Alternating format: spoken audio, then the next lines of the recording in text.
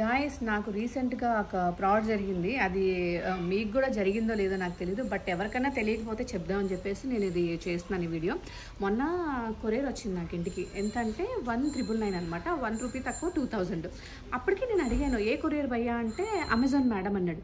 అరే నేను అమెజాన్లో ఏం ఆర్డర్ చేయలేదు కదా అంటే లేదు త్రూ అమెజాన్ ఉండొచ్చు అన్నాడు. సర్లే నేను ఏదో ఒకటి పెడుతూనే ఉంటాను చందమామ గారి కోసము ఇంట్లో ఏదన్నా అని చెప్పేసి నేను పే చేసి తీసుకున్నాను. తీసుకున్న తర్వాత ఒకసారి చూద్దాం, మనకు ఎగ్జైట్మెంట్ ఉంటుంది కదా ఏమొచ్చిందో, ఏం ఆర్డర్ పెట్టే ఏది వచ్చిందా అని చెప్పి. రాగానే ఇది వచ్చింది.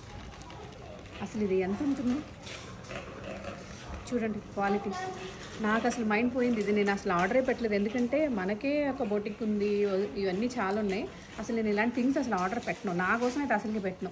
సరే నేను అది రిటర్న్ పెడదామని చూస్తే అమెజాన్ లేదు, మింత్రా లేదు, హాట్స్పాట్ లేదు, అసలు దేంట్లోనూ నేను ఇది అసలు పెట్టనే లేదు. ఇలా అంటే మనం పెట్టకుండా మన అడ్రస్కి మన ఫోన్ నెంబర్లతో డైరెక్ట్గా ఇంటికి వచ్చి ఇచ్చారంటే అసలు ఏం జరుగుతుంది? అది అమెజాన్. యాక్చువల్గా ఇలాంటివన్నీ అమెజాన్ వాళ్ళందరూ యాక్షన్ తీసుకోవాలి. సో నేను నెక్స్ట్ టైము ఇంకొక డెలివరీ వచ్చినప్పుడు అబ్బాయిని అడిగాను, ఆయన రెగ్యులర్ వస్తారంట.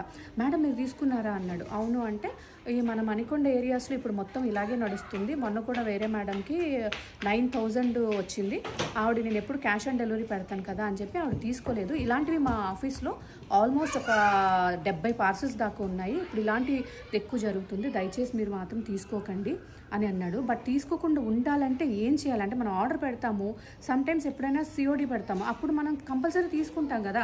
అది కూడా ఎంతో ట్రస్టెడ్ అయినటువంటి అమెజాన్ ఇలాంటి వాటి పేరు చెప్పినప్పుడు దీన్ని ఇప్పుడు నేను ఎవరికి చెప్పాలి అంటే అమెజాన్ వాడు యాక్షన్ తీసుకుంటాడా అసలు ఏంటి? సో మీకు ఎప్పుడన్నా సరే మోస్ట్లీ సిఓడి పెట్టకండి గాయస్.